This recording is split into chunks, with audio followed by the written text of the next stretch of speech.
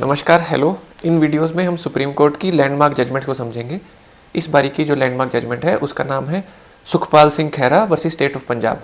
ये जजमेंट आई है 5 दिसंबर 2022 को। 5 जज का बेंच था, यानी कॉन्स्टिट्यूशनल बेंच था। ये जजमेंट लिखी है जस्टिस एएस बोपन्ना ने। 5 जज का बेंच मतलब कॉन्स्टिट्यूशनल बेंच।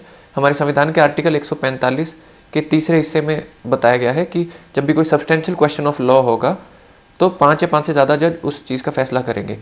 संविधान का हमारा आर्टिकल 145 इसमें बताया गया कि सुप्रीम कोर्ट अपने रूल्स कैसे डिसाइड करेगा, किन किन चीज़ों पे करेगा। अब ये जजमेंट का नाम है Sukhpal Singh Khera. Sukhpal Singh Khera versus state of Punjab. Sukhpal Singh Khera अभी पंजाब के एमएलए हैं इंडियन नेशनल कांग्रेस से। ये पहले आम आदमी जिस टाइम ये केस हुआ उस टाइम वो आम आदमी पार्टी के एमएलए थे। अभी पंजाब में आम आदमी पार्टी की सरकार है। 117 सीट्स हैं पंजाब में, उसमें से 92 सीट्स आम आदमी पार्टी की हैं और 18 एमएलए कांग्रेस के हैं। तो उन 18 में से एक ये सुखपाल सिंह खेरा हैं। तो ये जजमेंट है लैंडमार्क 319 सीआरपीसी पे।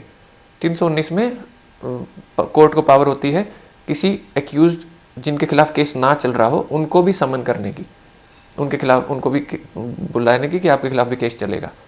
तो 319 सीआरपीसी पे पहले एक लैंडमार्क जजमेंट थी Hardeep Singh versus state of Punjab. उसका लिंक नीचे डिस्क्रिप्शन में दिया हुआ है, तो आप वो देख सकते हैं। अब इस जजमेंट के अंदर 3 सवालों का जवाब दिया गया। पहला सवाल कि जो 319 में समन करने की पावर है, ये अगर बाकी लोगों के खिलाफ ट्रायल ख़त्म हो चुकी है क्या तब भी यूज़ की जा सकती है। दूसरा, 3 सवालों का जवाब था। तो दूसरा सवाल कि अगर ट्रायल जो है वो अलग कर दी गई है, बाइफरकेटेड ट्रायल है, यानी अगर कोई अक्यूज फरार था और वो मिला है, उसके खिलाफ अलग से केस चल रहा है, तो तब ये पावर कैसे यूज़ होगी। और तीसरा, गाइडलाइंस क्या हो 319 में पावर यूज़ करने की। तो इन 3 सवालों का जवाब दिया गया। अब इसके एक केस का जरा बैकग्राउंड समझ लें क्या है। 3 मार्च 2015 को एफआईआर दर्ज हुई जलालाबाद पंजाब में। जलालाबाद फजीलका डिस्ट्रिक्ट पंजाब में है। फजीलका डिस्ट्रिक्ट पाकिस्तान बॉर्डर को टच करता है पंजाब का। वहाँ पे एफआईआर हुई 11 लोगों के खिलाफ। एनडीपीएस के सेक्शन थे। एनडीपीएस मतलब नारकोटिक्स एक्ट के सेक्शन थे, इंफॉर्मेशन टेक्नोलॉजी के सेक्शन थे और आर्म्स एक्ट के सेक्शन है। तो 11 लोगों के खिलाफ एफआईआर दर्ज हुई। पुलिस ने जब चार्जशीट फाइल की वो सिर्फ 10 लोगों के खिलाफ की, इन सुखपाल सिंह खेरा के खिलाफ नहीं की। इनको छोड़ दिया गया। और केस तो है वो फिर 10 लोगों के खिलाफ चला। उन 10 में से एक एक्यूज जो है वो फरार थे, वो मिले ही नहीं थे। वो बाद में मिले और उनकी ट्रायल अलग कर दी गई। अलग वो 2019 में कर दी गई थी। अब पहले इन सुखपाल सिंह खेरा का कहीं नाम नहीं आया। अब 311 सीआरपीसी, जिसमें power to summon material witness होती है, जिसमें अगर कोई गवाह को आप दोबारा बुलाना चाहे तो कोर्ट बुला सकता है। 311 सीआरपीसी, उसमें 2 गवाहों को दोबारा से बुलाया गया और उन 2 गवाहों ने अपनी गवाही में इन सुखपाल सिंह खेरा इनका नाम बताया। अब प्रोसिक्यूशन मतलब जो केस करे, प्रोसिक्यूशन ने एप्लीकेशन दी 319 सीआरपीसी के अंदर कि इनको भी समन किया जाए। और इसी एप्लीकेशन पे ऑर्डर दिया गया बाद में। जब वो ऑर्डर कब हुआ, वो 31 अक्टूबर 2017 को वो ऑर्डर दिया गया। इसी ऑर्डर को चैलेंज किया गया है। अब 11 लोगों के खिलाफ एफआईआर दर्ज की गई थी, उसमें से एक फरार थे, 10 बचे। जो फरार थे वो उनके खिलाफ बाद में केस चला। अब 10 में से 9 को सज़ा दी गई और 1 को एक्विट कर दिया गया। जिस दिन सज़ा दी गई, यानी 31 अक्टूबर 2017 को सज़ा दी गई, उसी दिन ही ये समनिंग ऑर्डर दिया गया कि सुखपाल सिंह खेरा को भी समन किया जाए। तो इसी समनिंग ऑर्डर को चैलेंज किया गया है। हाई कोर्ट में इनकी नहीं सुनी, फिर सुप्रीम कोर्ट आए हैं। सुप्रीम कोर्ट में पहले 2 जज का बेंच था। उन्होंने कहा कि इसमें सब्सटेंशियल क्वेश्चन ऑफ लॉ है, तो 5 जज को रेफर किया। तो अब ये केस है Sukhpal Singh Khera versus state of Punjab. तो पहले समझ लें अक्यूज्ड के वकील ने क्या कहा। उन्होंने कहा कि जब ट्रायल ख़त्म हो गई थी, सज़ा भी सुना दी गई थी, तो 319 की पावर यूज़ ही नहीं की जा सकती। ये Hardeep Singh versus state of Punjab की जजमेंट के खिलाफ है। और एक्यूज को सिर्फ तब तक ही समन किया जा सकता है जब तक कि ट्रायल अलाइव है, जिंदा है। जब सज़ा ही सुना दी गई है तो ट्रायल ख़त्म हो गई है, तो ये पावर यूज़ नहीं करनी चाहिए थी। अब अमाइकस क्यूरे ने क्या कहा। अमाइकस क्यूरे होता है कोर्ट का फ्रेंड। तो अमाइकस क्यूरे ने बताया कि अगर एक्विटल हो, किसी को निर्दोष घोषित किया जाए, तो ट्रायल वहीं ख़त्म हो जाती है। लेकिन अगर कन्विक्शन हो, यानी किसी को दोषी पाया जाए, तो ट्रायल तब ख़त्म नहीं होती। उसके बाद उनको सज़ा सुनाने के लिए भी जज जो है वो अपना दिमाग अप्लाई करता है तो सज़ा सुनाने पर ट्रायल ख़त्म होती है। और 319 के चौथे हिस्से में बताया गया है कि जब भी ऐसे समन किया जाएगा तो ट्रायल जो है वो नए सिरे से शुरू होगी, क्योंकि 273 सीआरपीसी का एक सेक्शन है, उसमें बताया गया कि एविडेंस जो है वो अक्यूज की प्रेजेंस में होगा। ठीक, ये तो अमाइकस ने ये सब बातें बताई। और उसके बाद एजी पंजाब, एडवोकेट जनरल पंजाब, उन्होंने बताया कि नैरो इंटरप्रिटेशन ना दी जाए इस सेक्शन को, पर्पजिव, कंस्ट्रक्टिव और पर्पजिव इंटरप्रिटेशन दी जाए कि जिससे इस कानून का जो इंटेंट है वो पूरा हो। अब सुप्रीम कोर्ट ने कैसे सब चीज़ को एनालाइज किया, क्या उन्होंने रीजनिंग दी।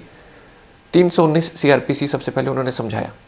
319 सीआरपीसी में क्या कहा गया है, इंक्वायरी और ट्रायल के दौरान अगर it appears to the court, ये वर्ड यूज है इट अपीयर्स, अगर ऐसा लगे कोर्ट को कि एविडेंस है कि एक नए एक्यूज के खिलाफ, नए इंसान के खिलाफ भी केस चला जाए, तो समन किया जा सकता है। And he could be try together, शब्द है ही कुड बी।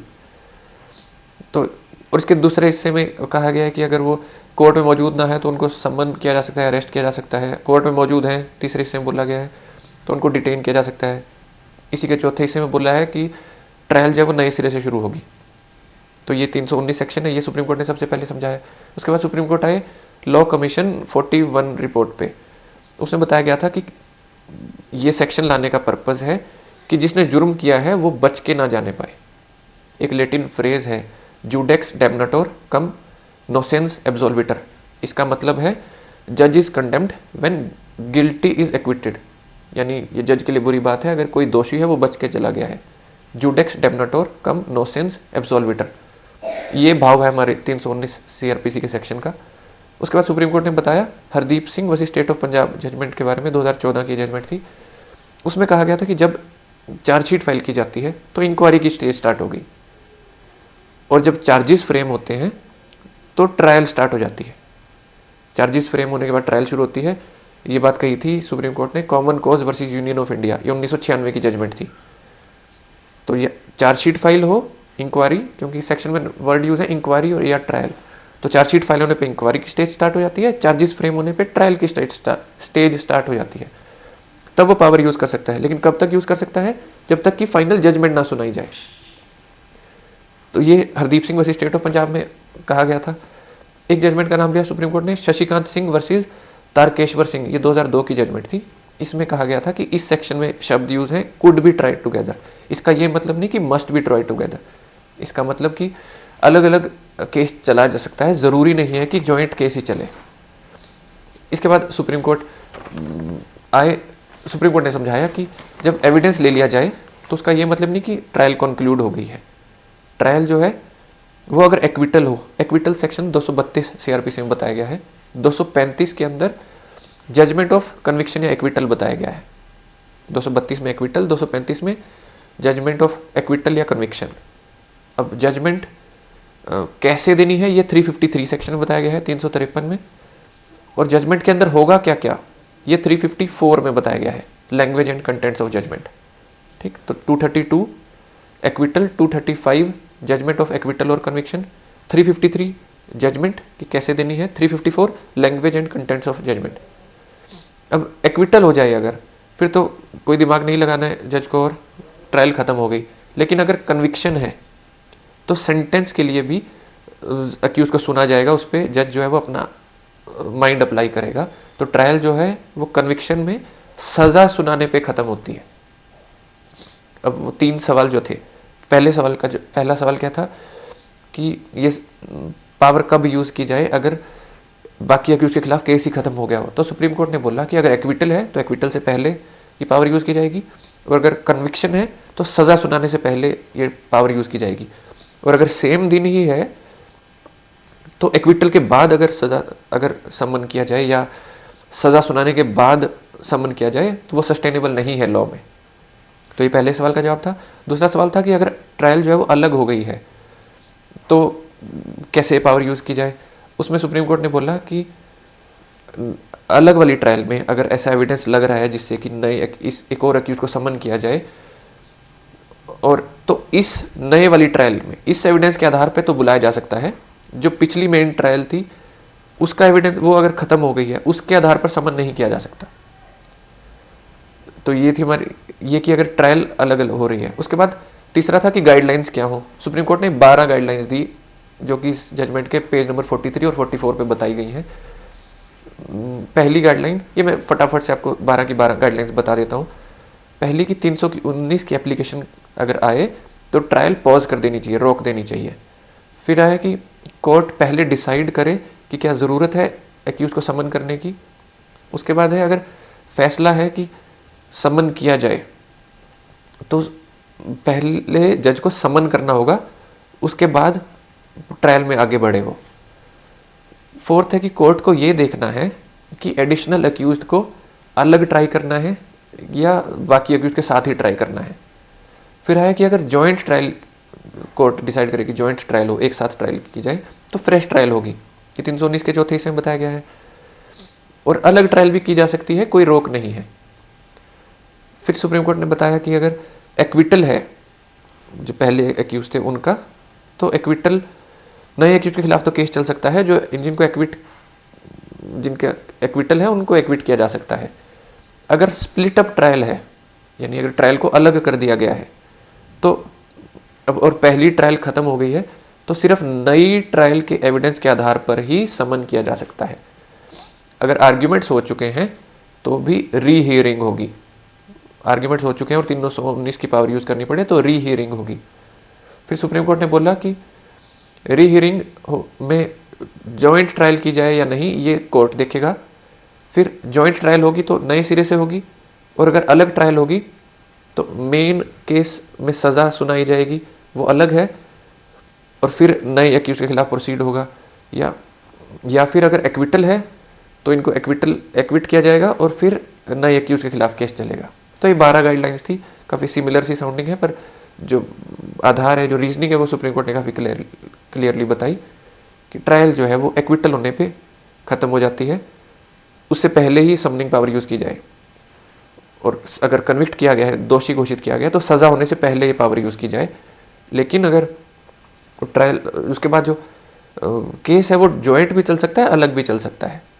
जॉइंट चलेगा तो सारा ही केस दोबारा से चलेगा सबके खिलाफ, अलग चलेगा तो सुप्रीम कोर्ट उस अलग नए एक्यूज के खिलाफ केस चला सकता है, कोई रोक नहीं है इस सेक्शन में। तो ये इस वीडियो में हमने सुप्रीम कोर्ट की लैंडमार्क जजमेंट को समझा, Sukhpal Singh Khera versus state of Punjab. ये 319 CRPC पे है। नमस्कार, धन्यवाद, थैंक यू।